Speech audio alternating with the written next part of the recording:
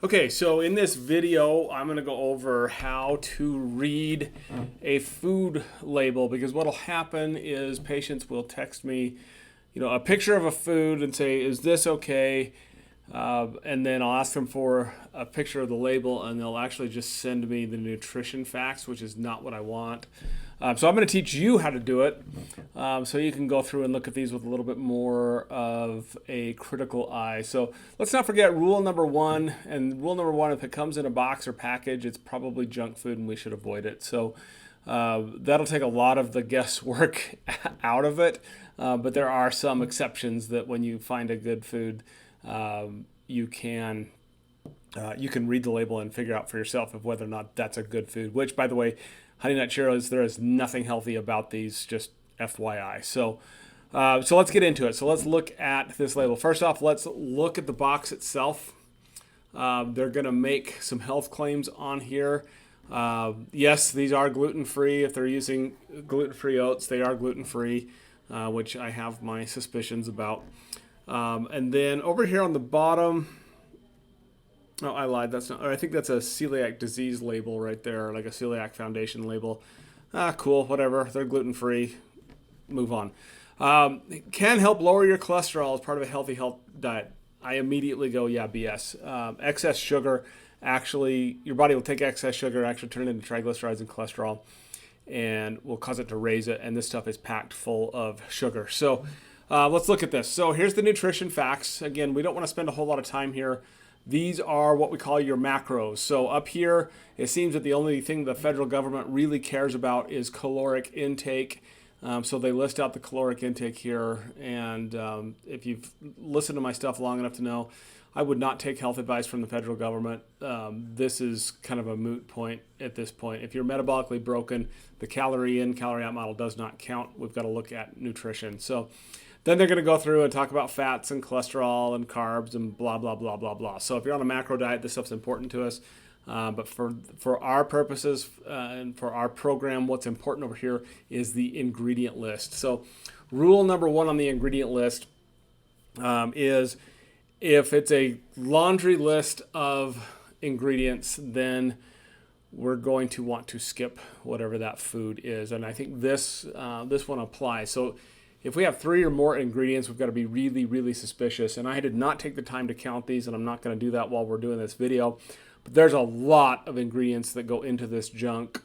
So that's the first cue that, hey, there's a lot of stuff here. We probably shouldn't eat it. Second rule is if there is words in here that you can't pronounce, it's probably not food. Like I don't even know what this word is right here. Tryptolacum phosphate. It's probably a preservative. BHT, they don't even spell it out for you. They just put BHT in there. The new label, I think this is an older one, it actually says down here that it contains bioengineered ingredients. So that right there should kick you off. And this is funny too.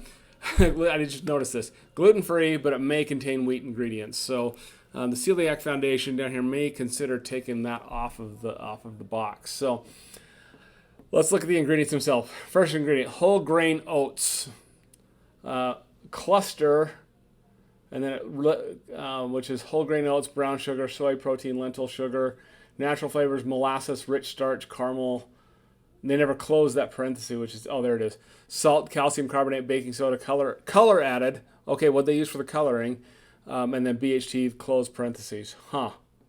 So first off, grains, whole grain oat, who cares? Hey, unless it's an organic grain, it's going to be sprayed down with glyphosate. You might as well be spraying Roundup on your kids' cereal because that's pretty much what this stuff is.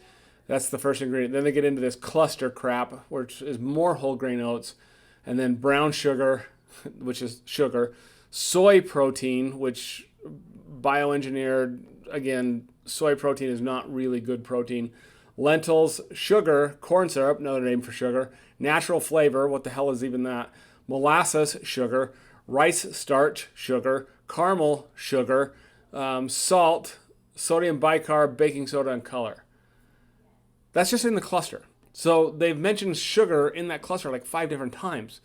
And then the next ingredients, sugar, cornstarch, honey, salt, refiner syrup, sugar.